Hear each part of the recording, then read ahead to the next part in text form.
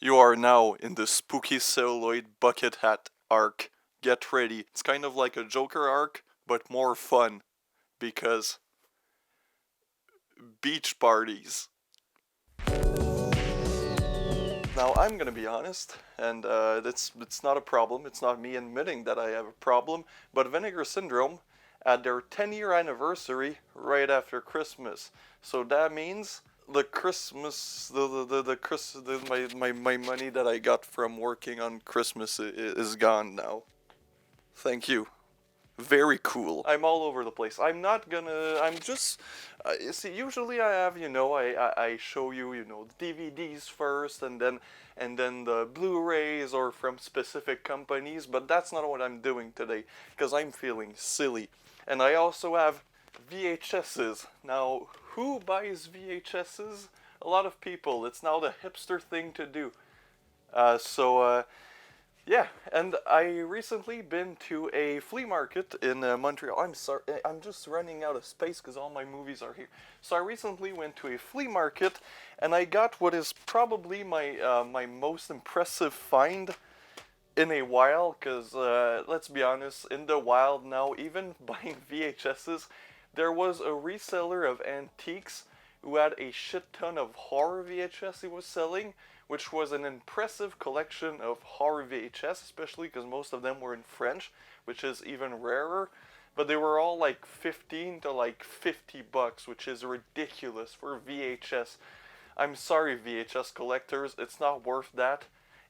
It's shitty video quality. Anyways, I did find a not super rare tape. Let's be honest, this isn't Tales from the Quadet Zone, but it's banned from television, which I know gets these shockumentaries have kind of gained popularity, and yeah, so I got this for $1. Now I know the fact that it's a cut box, takes out the value, but I didn't buy it for the value. Sorry, I'm burpy. I drank too much caffeine. I'm not buying this for the value. I am buying this to watch it, and if ever I like it, then I can upgrade it from on DVD if this has a DVD release. I think it does. I think Green Manzilla, one of my subscribers, has the DVD of this. Anyways, this is so like early 2000s. Witness the most shocking real-life events ever caught on tape. The censors have banned these adrenaline-charged moments from television. What?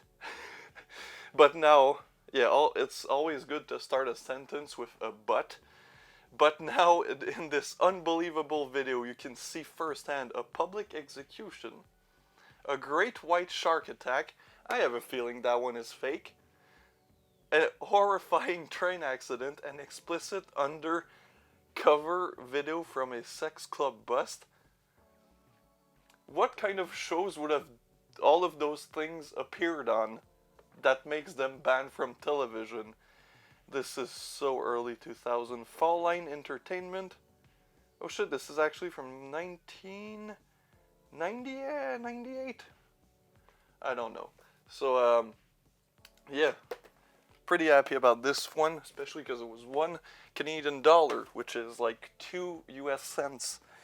I also love these. There was a store that sold a lot of movies, it's called like the Club Vidéo, which is where I got most of these. And anytime I go there, they always have these OVAs, those anime 90s OVAs, for fairly cheap, like $5. And I've kind of been collecting these. I already own Wicked City and Ghost in the Shell, so I like myself some anime OVAs on VHS. I don't know, for like anime OVAs, I don't mind VHS, especially because it's always like the terrible English dubs, and yeah, I have no idea what this one is. But usually I just buy the ones that say these are not for children.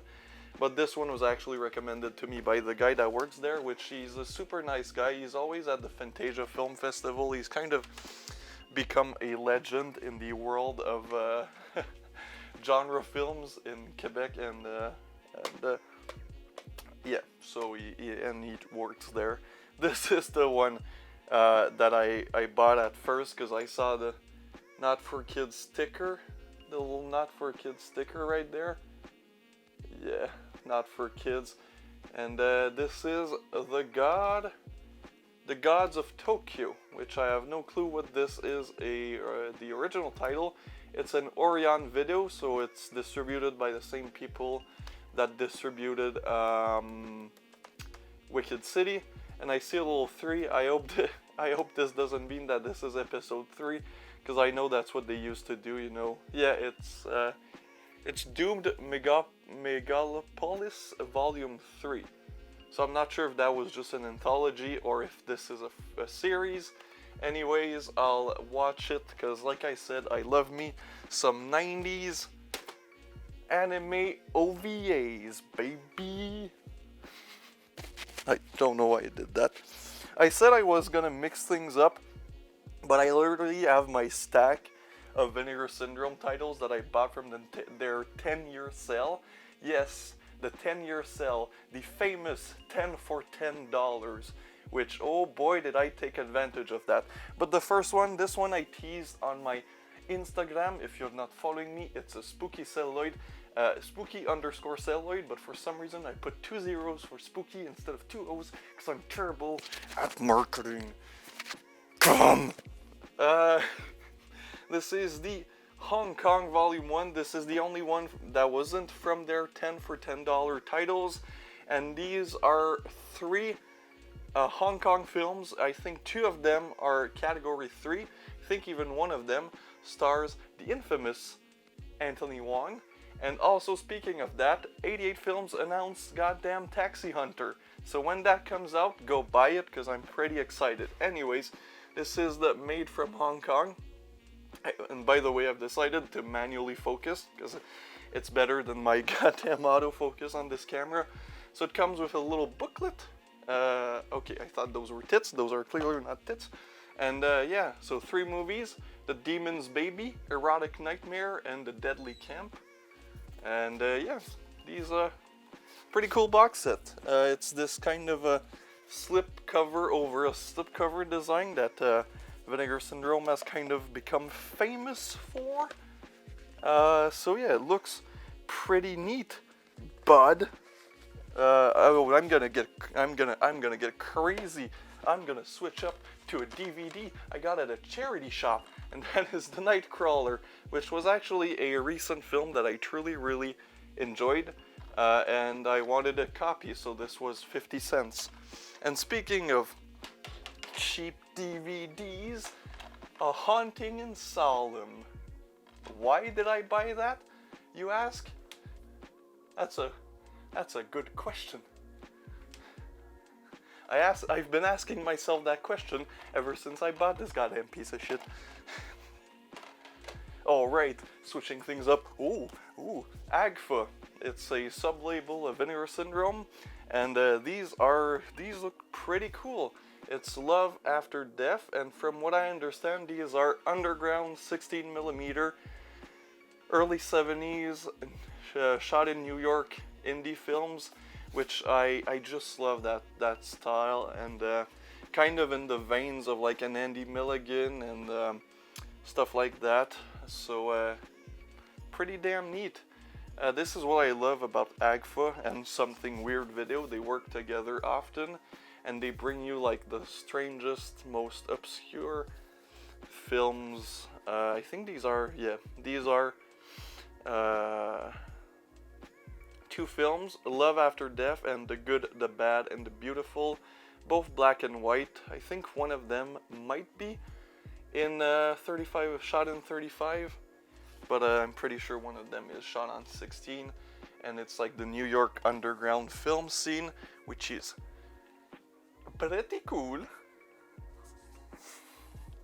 Now this has an interesting backstory. I basically, again, blind bought this completely due to the backstory. So this is a regional horror film from Texas that was, wait for it, retitled Gates of Hell 2, Dead Awakening on tape.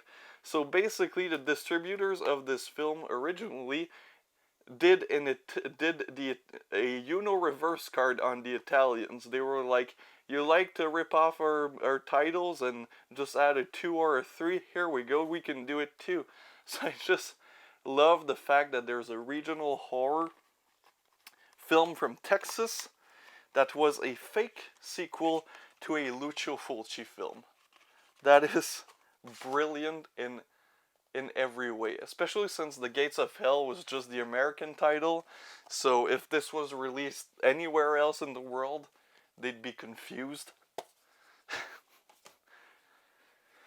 Do I switch things up? I think I'm gonna switch things up with some unearthed films. I'm continuing my Ryan Nicholson collection, a underground Canadian filmmaker, and yeah, I think I've got a few of his films. I have Famine, Torch, Gutter Balls, and Star Vehicle. I really like Gutter Balls. I like Torch. I did a review for Torch. I like Star Vehicle. Famine was kind of shit, so I'm hoping this is more in the veins of Gutter Balls and Torch, which were probably my two favorites, instead of Famine. But I can feel terrible. There's things you need to know whenever you're getting into a Ryan Nicholson film. It's going to be poorly written. All the characters are going to be obnoxious. The sound is going to be bad, but the gore is going to be pretty cool. So yeah, can't wait to dig into those. And they're always super short. So I think Gutter Balls is like his longest, and it's like not even 90 minutes. Do I switch things up? Oh, why not? Why not? Another one I got at my local charity shop, which I'll probably just watch in like 3 years. Although this one intrigues me more. So this is from 2010, 2009, and this of course is super indie slasher. I don't think it's a remake of anything, but it is rated R for violence and gory scenes, as you can see the Canadian rating right here. So already that sells it a lot more than if this was PG-13. And also, hot woman. So I might watch this one a bit soon. I'm intrigued, honestly. I'm intrigued. This was an era of film that I started to care for. I don't know if you understand. Like the early to mid 2000s, I don't really care for, but then we had the 2010s, which were kind of pretty lit, pretty lit. So this is like an in between, and this is probably has like a terrible color correction filter on top. But hey, all right, back to some Vinegar Syndrome, and we have Curfew. Again, I ignored everything from the 90s during the sale. If the movie was from the 90s, I didn't buy it. And I thought this one was from the 90s, but it's not. And it's produced by New World Picture. It's directed by Gary Winks, which directed Charlotte's Web. Not Charlotte's Nest. Don't get that confused. I'm talking the kids' movie, I think. Charlotte's Web, which I did watch that movie in school when I was very young. Um, it has a high body count and dark comedy, which is all you need to say to sell me on a movie. I like myself a high body count, and I like myself some dark comedy. Oh, I'm gonna throw in something naughty, which I don't know how much I can show. I can pretty much show everything. Speaking of naughty, the naughty Victorians, and my cat is trying to enter. We have a friend now. She's joined us, but she's trying to leave right now. Anyways, the naughty Victorians. Again, I think you can assume what this is about. And it's currently on sale for their V-Day sale. However, it is way more than what I spent on it, because this was part of the 10s for 10s. The cat has been dealt with. She's just out of the room. Anyways, yeah, continuing on the theme of naughty films from Vinegar Syndrome, we have this one, Star Virgin. again, you guys can. Oh, I hope I can show the back. Oh yeah, you guys can read the back. You guys can assume what this is about. It's directed by Howard Zinn, which I don't know if made Flesh Gordon and Mona. It's a clever and funny anthology ranging from Adam and Eve to 1950s high school to Count Dracula and his Nixon mask-wearing assistant. Now that's totally why I bought this. That's totally why I bought this. And Naughty Victorians was totally just for the costumes. So, Star Virgin. What year is this from? 1979, so it's still in that golden era that I actually really enjoy. Not for the reason you're thinking, but because, the plot. Uh, the first totally erotic major motion picture. Not sure about that one. And of course, since I didn't go through a lot of this, it's directed by Robert Stickinger. It's adapted from a novel. Wow. And cinematography is from the guy that did the cinematography on Squirm and Mother's Day. Oh, this is great. Yeah. Okay, perfect. So this is kind of like a comedy, which I'm usually not a fan of the comedies. The naughty comedies. I usually am, of course, you could have guessed, a roughy enjoyer. Don't judge me. But hey, comedies, you can bust nuts and laugh. That's pretty cool. All right. Now this I pre-ordered as soon as I saw that Arrow released this. As you guys know,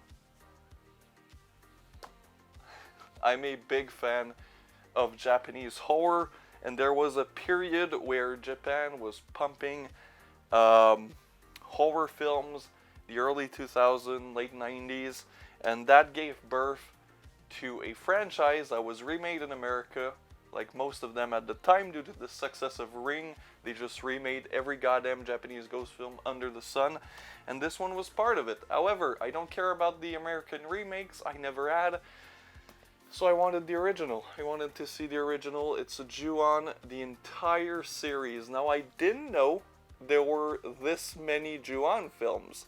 You have the first two that were actually, it's called in Japan V-Cinema. It's basically shot on video or some form of early digital and released straight to VHS. They call that V-Cinema, video cinema. And that's how this franchise started. So the first movie you have on Blu-ray is Ju-on the Curse and Ju-on the Curse 2, which I did watch the first one, and it's very enjoyable. You can see that it's a it's a good foundation for what would become a great idea. I haven't seen the second The Curse, but I did watch, of course, which comes on a 4K Blu-ray, Ju-on the Grudge, which is the one the American one is based on, obviously, and that was a legitimately one of the rare times in my adult life where I have been afraid watching a movie. It is very creepy. It is very scary. It's intense. It's a beautiful little film. And I haven't seen the rest, and it comes with a booklet, of course, and it's just this beautiful box set. It will go very well next to my The Ringu franchise. Love me some goddamn J-horror. Now, for another Vinegar Syndrome title, which this one I somehow got a week or two before all of my other orders. I think it's probably because there was just like a few of these left. This is an old one. This is one I've been thinking of buying ever since Vinegar Syndrome was a company. I think this originally came, the Blu-ray originally came out in 2016, so if we just celebrated their 10 years, this was in their 3rd year of existence, and that's Luther the Geek, which is a trauma film that they distribute.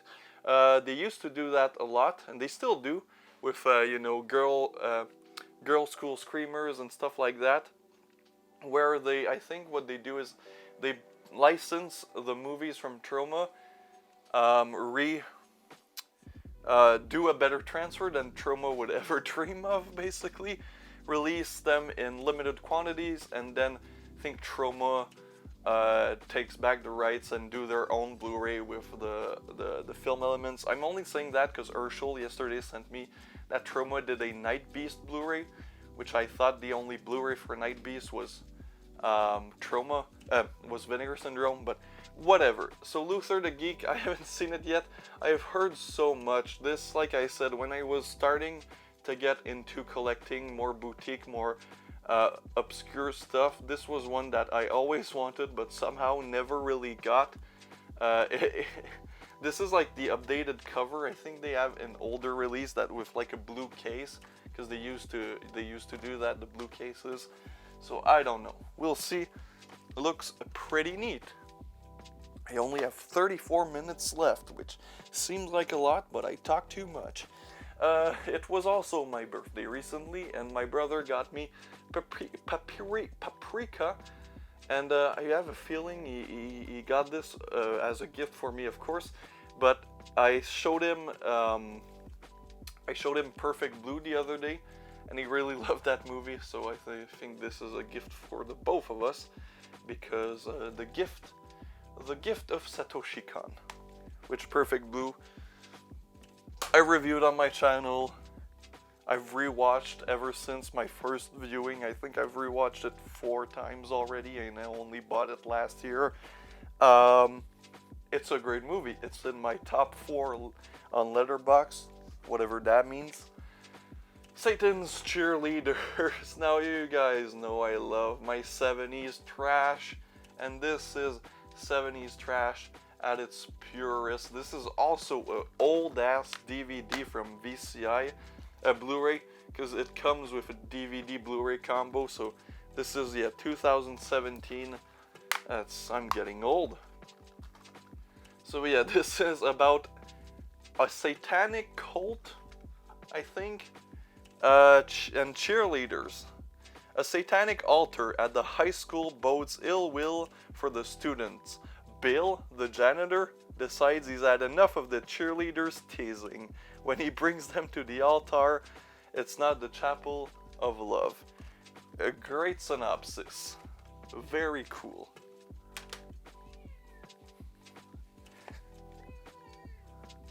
She wants attention, but then I grab. Oh?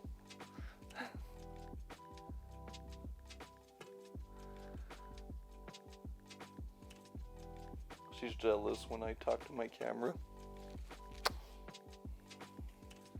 Alright, moving on. I am gonna have way more editing to do in this video than I usually do because of my cat.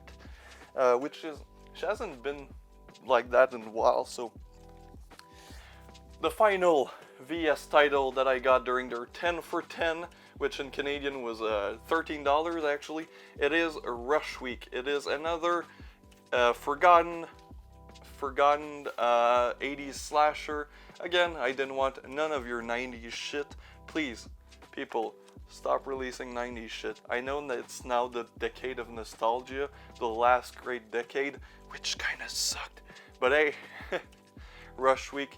So, from what I understand, this is your pretty typical slasher fare. It's directed by a stuntman, the stuntman that did stunts in Roadhouse, which was also distributed by Vinegar Syndrome, which was very strange. If we're gonna give shit to Arrow for releasing Boyhood and The Last Emperor, why aren't we giving shit to Vinegar Syndrome for releasing Roadhouse, a Patrick Swayze movie? I still have a lot of movies. I need to get this through this. Horror of Spider Island. Not Highland Island. This is a German film from 1960 that feels very much American. This is a silly little beach movie. I love this cover, by the way. So it's basically a movie about these models or dancers that get hired to go to Shanghai or some exotic place, and then their airplane crashes on an island that you would think with the title would be infested with spiders, but no, it has one spider that bites somebody, and then he turns into evil Superman. So Tobey Maguire from Spider-Man 3, but instead of being emo, he tries to kill people. This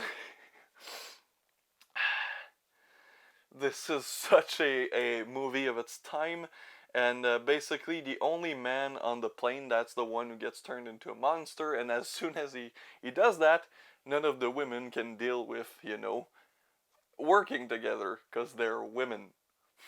It's such a... It's a piece of its era, and it's uncensored finally. Why was it censored in 1960s America? Titties. That's all. That's all. And there was a scene where there was a cat fight, and then one of the girl rips out the blouse of the other girl, which rips out her bras. We see titties, and then on the next shot, her bra is completely fine. And it completely forgets it's in horror film midway through, and it just turns into a beach party dancing movie, and it's ridiculous. And I really, I enjoyed my time with it. Is it a good movie? No, it's not. Is it fun? Yeah, it's it's fun. It's a fun time. Now this one I should have talked to my friends before buying. That's brutal. So I bought this, and then for let's be honest, way too much money, because Unearthed Blu-rays are kind of expensive, but this was probably the least expensive of the Unearthed Blu-rays, other than now Live Feed is less expensive. Anyways, it's short, at least. It's a Japanese movie. It's brutal. It has brutality, man. So yeah, I'll watch it. I might review it for the fun of it, because I can clickbait like the Japanese answer to a Serbian film, and then teenagers from TikTok will be like, I heard that movie talked about in my favorite TikTok, disturbing movies I shouldn't watch, part 45. Herschel sent me the other day a TikTok like that, but one of the most disturbing movies you needed to watch before you died was Constantine, that Hollywood fair. I don't know. Uh, this had to be the worst, the absolute worst transfer I've ever seen from a major label. That is Scorpion with Two Tails from Sergio Martino, which I got confused with another Martino film that has the word Scorpion in the title. And I'm sorry if you can hear some vacuuming, I apologize. No, this was in fact a TV miniseries that they edited down into a movie, and then they dubbed it and released it in the States. This is a Blu-ray from Full Moon, the mark of quality. However, I'm not mad, because the movie's it's okay. It's a solid like 5 to 6 out of 10. Like it's not bad. It has its moment. The way everybody gets killed, since this was on TV, is very not bloody and hilarious. They basically get their head cracked. So it's okay. It's just the transfer. This is a Blu-ray that looks like a DVD. I swear there's pixels in the writing. This is basically 480p bumped up to 1080p, which looks awful. It looks like hot garbage. Another one I got at that flea market. It's a Tokyo Shock release of a Shaw Brothers film, and that is Mackay Tensho Samurai Reincarnation. Yes, I think this is a Japanese film, is it? I thought this was Shaw Brothers. Am I dumb? Probably. Anyways, no, this is Toei. I was like, why is Tokyo Shark releasing a Hong Kong film, which I'm pretty sure they did? No, this is Toei. I'm totally stupid. So this is a Japanese film with Sonny Chiba. Now that I've read this, I'm excited. I was excited too if this was Shaw Brothers, but now I'm you know what I mean.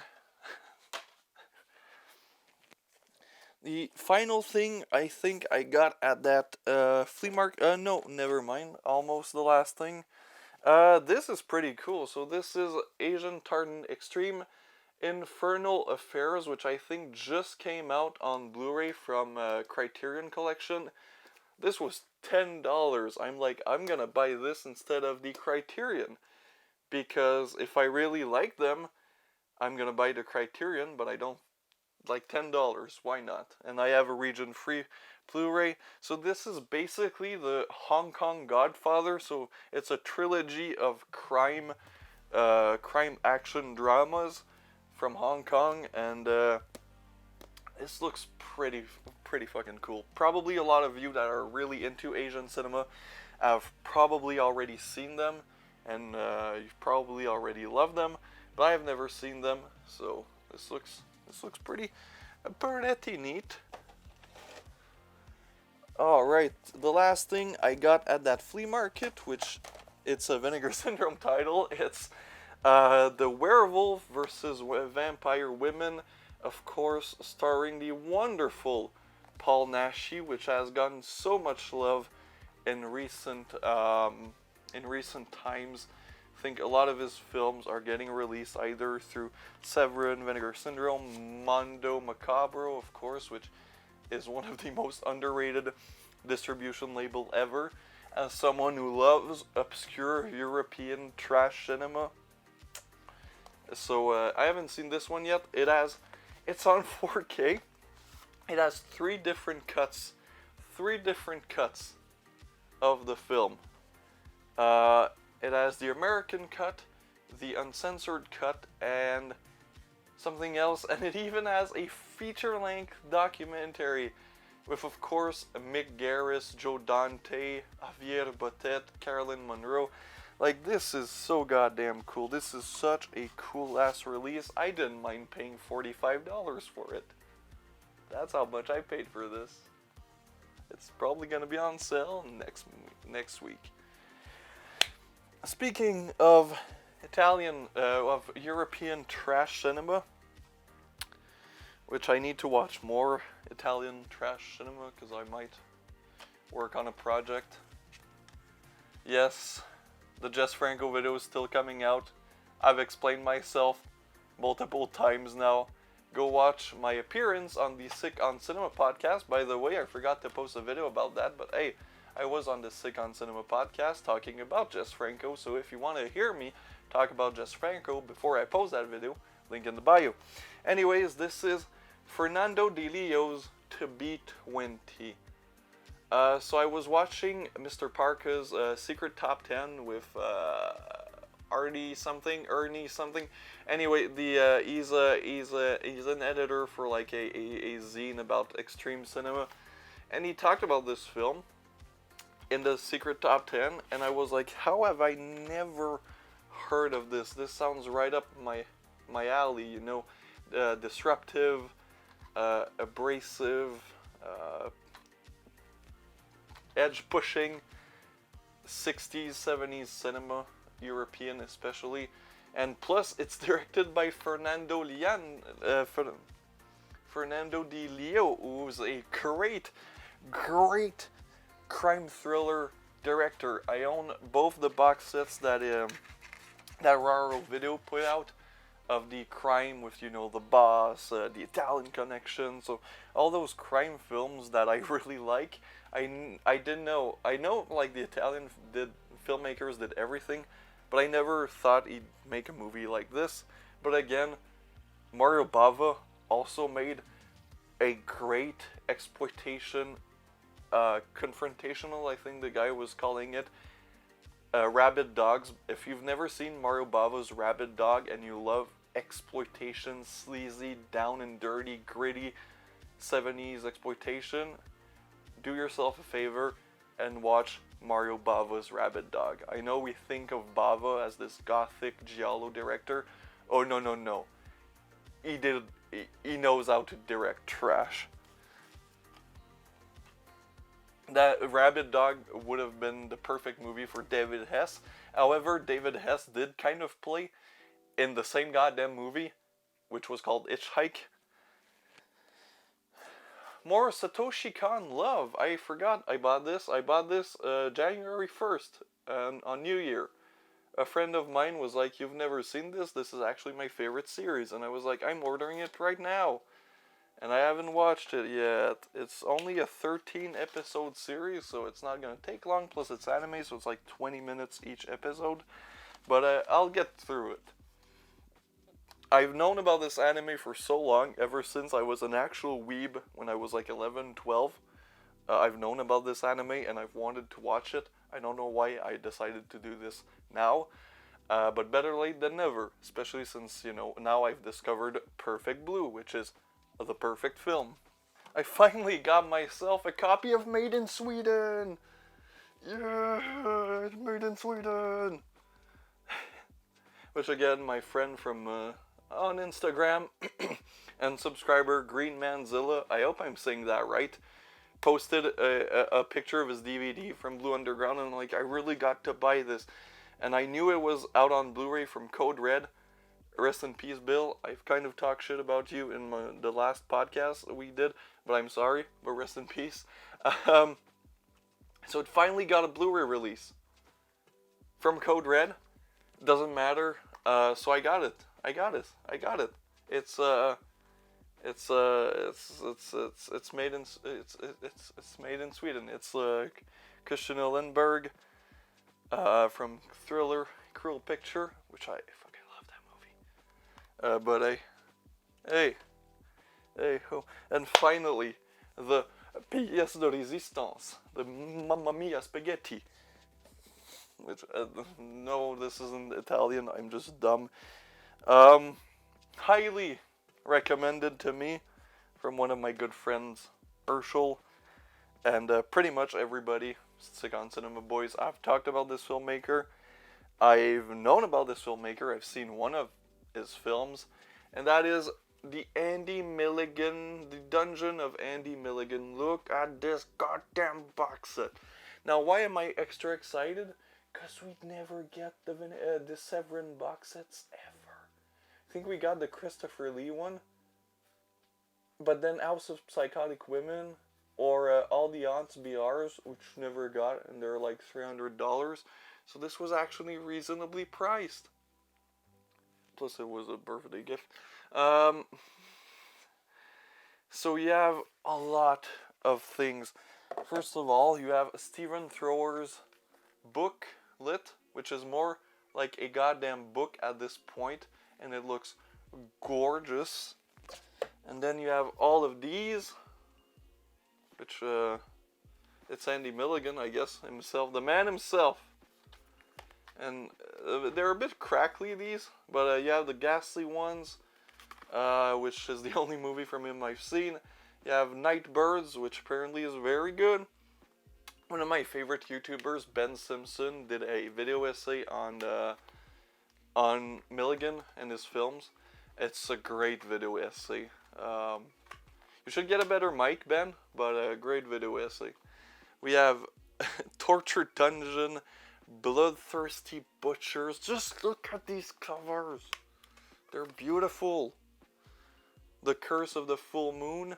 The Rats Are Coming, The Werewolves Are Here, which was actually the only Milligan film I had from Code Red. I have a DVD, a triple feature, but the quality shit. And I never watched it. I bought it last summer in the US, but now I have it from Severin. The Man with Two Heads, just love that title.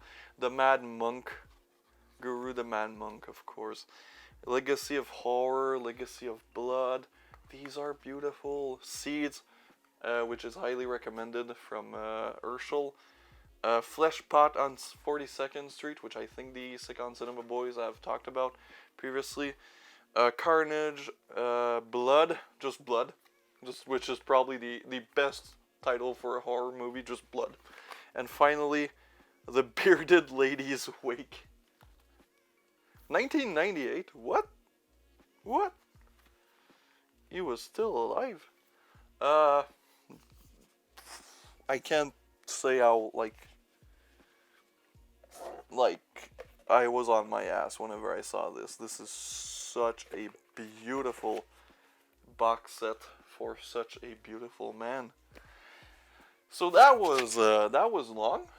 That was long. But at least with the autofocus not being shit, you could actually see what I was showing. So that's also pretty cool. Anyways, me, myself, and Mr. Andy Milligan wish you a good week, and we'll see each other next time.